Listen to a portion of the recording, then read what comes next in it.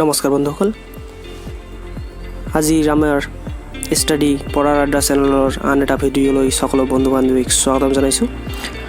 আৰু বেছি কথা নকয় আমাৰ আজিৰ প্ৰশ্নলৈ আগবাঢ়ো বন্ধুসকল। আজিৰ আমাৰ প্ৰথম প্ৰশ্নটো হ'ল কোভিড-19 ভাইৰাছ সংক্ৰমণ নিয়ন্ত্ৰণ ৰক্ষাৰ বাবে কোন ৰাজ্যই মহাৰাষ্ট্ৰ, গুজৰাট, ৰাজস্থান, তামিলনাডু আৰু মধ্যপ্ৰদেশৰ মানুহৰ প্ৰৱেশ নিষিদ্ধ কৰিছে? বন্ধুসকল, ইয়াৰ শুদ্ধ উত্তৰটো হ'ব কৰ্ণাটক। বন্ধুসকল, কৰ্ণাটকে কি কৰিছিল? কোভিড-19 ভাইৰাছ সংক্ৰমণ নিয়ন্ত্ৰণ ৰক্ষাৰ বাবে মহাৰাষ্ট্ৰ, গুজৰাট, ৰাজস্থান, তামিলনাডু আৰু মধ্যপ্ৰদেশৰ মানুহবোৰক তেওঁলোকৰ ৰাজ্যলৈ আহিবলৈ নিষিদ্ধ বাধা কৰি দিছিল বন্ধুসকল। আৰু এতিয়া আমাৰ দ্বিতীয় প্ৰশ্নলৈ আগবাঢ়ো। প্ৰথম ভাৰতীয় ডেয়াৰী কোম্পানী হিচাপে কোনটো কোম্পানীয়ে ৰাবাবেংকছ গ্লোবেল টপ 20 কোম্পানীৰ তালিকাত 16তম স্থান অধিকৃত কৰিছে? বন্ধুসকল, ইয়াৰ শুদ্ধ উত্তৰটো হ'ব আমুল কোম্পানী। আপুনি হয়তো জানে, ভাৰতীয় কোম্পানী। তেওঁ আমুল কোম্পানী কি হৈছিল? প্ৰথম ভাৰতীয় ডেয়াৰী কোম্পানী হিচাপে ৰাবাবেংকছ গ্লোবেল টপ 20 কোম্পানীৰ তালিকাত আছিল বন্ধুসকল। তেওঁ 16তম স্থানত আছিল। এতিয়া আমি আমাৰ তৃতীয় প্ৰশ্নলৈ আগবাঢ়ো।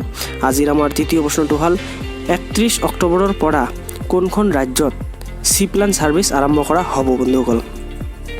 বন্ধুসকল, এইটো গুজৰাটৰ আহমেদাবাদত আৰম্ভ কৰা হৈছিল বন্ধুসকল। এইটো গুজৰাটৰ আহমেদাবাদত বন্ধুসকল। চি প্লান ছাৰ্ভিচটো বন্ধুসকল যদি নাজানে, চি প্লান ছাৰ্ভিচটো আপোনাৰ যিটো এৰ'প্লেন পানীত যিটো লেণ্ড কৰায় সেইটোক চি প্লান ছাৰ্ভিচ বুলি কোৱা হয় বন্ধুসকল। এইটো গুজৰাটৰ আহমেদাবাদত আৰম্ভ কৰা হৈছে বন্ধুসকল। এতিয়া আমি আমাৰ 4 নম্বৰ প্ৰশ্নলৈ আগবাঢ়োঁ বন্ধুসকল। আমাৰ 4 নম্বৰ প্ৰশ্নটো হ'ল ভাৰতৰ কোন ৰাজ্যত সাম্প্ৰতিক ওনাম উৎসৱ পালন কৰা হ'ল? বন্ধুসকল, ইয়াৰ শুদ্ধ উত্তৰটো হ'ব কেৰালা। ভাৰতৰ কেৰালাত সাম্প্ৰতিক ওনাম উৎসৱ পালন কৰা হ'ল বন্ধুসকল। এতিয়া আমাৰ 5 নম্বৰলৈ প্ৰশ্নলৈ আগবাঢ়োঁ। ফিডে অনলাইন চেছ অলিম্পিয়াডত কোন দুটা দলে যৌথভাৱে জয়লাভ কৰিছে? বন্ধুসকল, ইয়াৰ শুদ্ধ উত্তৰটো হ'ব ভাৰত আৰু ৰাছিয়া বন্ধুসকল। এতিয়া আমি আমাৰ 6 নম্বৰ প্ৰশ্নটোলৈ আগবাঢ়োঁ। আমাৰ 6 নম্বৰ প্ৰশ্নটো হ'ল ছেপ্টেম্বৰ মাহক নিউট্ৰিশ্যন মান্থ হিচাপে কোনে ঘোষণা কৰিছে? বন্ধুসকল, ইয়াৰ শুদ্ধ উত্তৰটো হ'ব নৰেন্দ্ৰ মোদীয়ে ছেপ্টেম্বৰ মাহটোক নিউট্ৰিশ্যন মান্থ হিচাপে ঘোষণা কৰিছে বন্ধুসকল। আৰু আমাৰ এতিয়া 7 নম্বৰ প্ৰশ্নলৈ আগবাঢ়োঁ।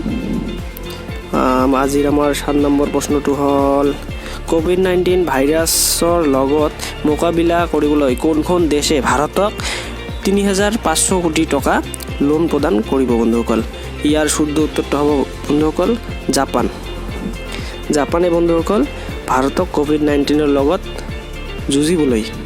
মোকাবিলা কৰিবলৈ 3,500 কোটি টকা লোন প্ৰদান কৰিব বন্ধুসকল। এইটো হ'ল জাপান বন্ধুসকল। এতিয়া আমাৰ 8 নম্বৰ প্ৰশ্নলৈ আগবাঢ়োঁ। আমাৰ আজিৰ 8 নম্বৰ প্ৰশ্নটো হ'ল ভাৰতৰ প্ৰথম গৰাকী মহিলা ড্ৰাইভাৰ হিচাপে নিযুক্তি লাভ কৰিছে বন্ধুসকল। এইটো হ'ব এম বীৰলক্ষ্মীয়ে কি হৈছিল? ভাৰতৰ প্ৰথম গৰাকী মহিলা যিয়ে ড্ৰাইভাৰ হিচাপে নিযুক্তি লাভ কৰিছে বন্ধুসকল, এম বীৰলক্ষ্মী বন্ধুসকল। এতিয়া আমাৰ 9 নম্বৰ প্ৰশ্নলৈ আগবাঢ়োঁ। আজিৰ আমাৰ 9 নম্বৰ প্ৰশ্নটো হ'ল মিন্ত্ৰা কোম্পানীৰ নতুন ব্ৰাণ্ড এম্বেচাডাৰ হিচাপে কোনে নিযুক্তি লাভ কৰিছে? বন্ধুসকল, ইয়াৰ শুদ্ধ উত্তৰটো হ'ব পূজা ভাটে মিন্ত্ৰা কোম্পানীৰ নতুন ব্ৰাণ্ড এম্বেচাডাৰ হিচাপে নিযুক্তি লাভ কৰিছে বন্ধুসকল। এতিয়া আমাৰ 10 নম্বৰ আজিৰ শেষ প্ৰশ্নলৈ আগবাঢ়োঁ।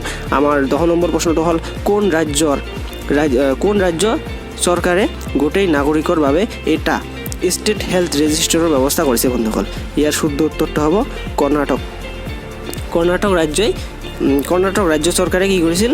গোটেই নাগৰিকৰ বাবে এটা হেল্থ ৰেজিষ্ট্ৰেশ্যনৰ ব্যৱস্থা কৰিছে বন্ধুসকল। ভিডিঅ'বোৰ চাই কেনে লাগে? ভাল লাগিলে লাইক কৰক আৰু কমেণ্টত জনাওক কেনেকুৱা লাগে, আৰু কিবা ভুল থাকিলেও জনাই দিব। আৰু ভিডিঅ'বিলাক গোটেই বন্ধু বান্ধৱীলৈ শ্বেয়াৰ কৰক যিসকল বন্ধু বান্ধৱীয়ে গভৰ্ণমেণ্ট জবৰ ষ্টাডি কৰি আছে বন্ধুসকল। এইখিনিয়ে, ধন্যবাদ।